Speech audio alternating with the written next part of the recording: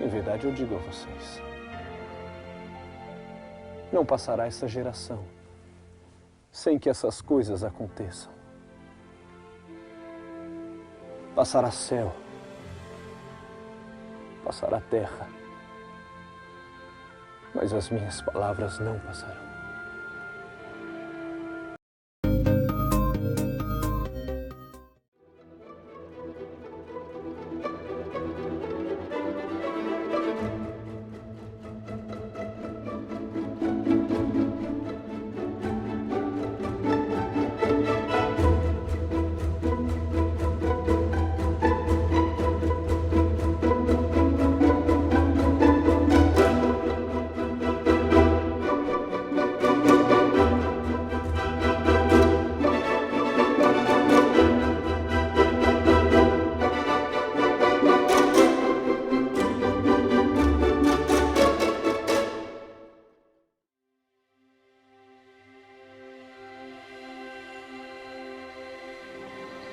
Injil menyatakan bahwa Yesus adalah seorang pengamat alam yang tajam.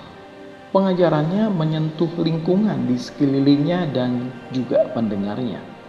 Tidak terkecuali perumpamaan-perumpamaan yang diberikannya. Beberapa kali perumpamaan Yesus menyentuh kehidupan petani, nelayan, dan gembala.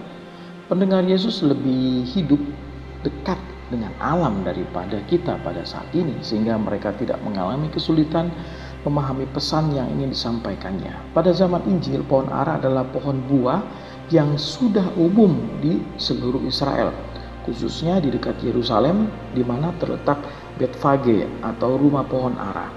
Di Israel, pernyataan yang sangat dikenal dipakai untuk menyatakan pemerintahan Salomo yang penuh kedamaian adalah tiap-tiap orang hidup dengan aman di bawah pohon anggur dan pohon ara.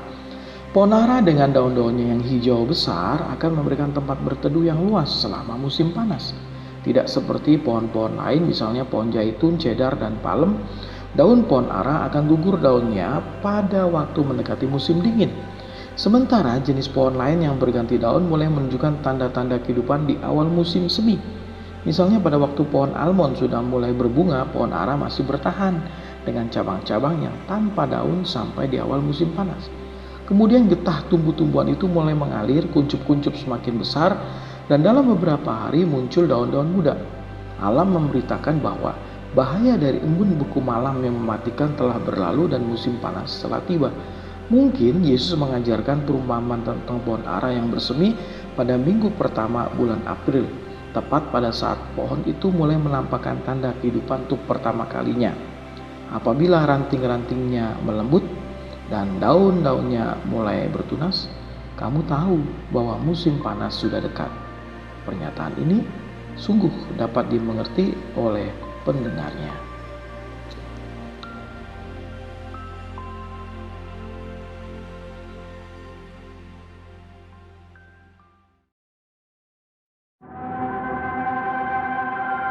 Saya pemakai narkoba dari tahun 98 sampai 2014 tuh, itu udah luar biasa tuh.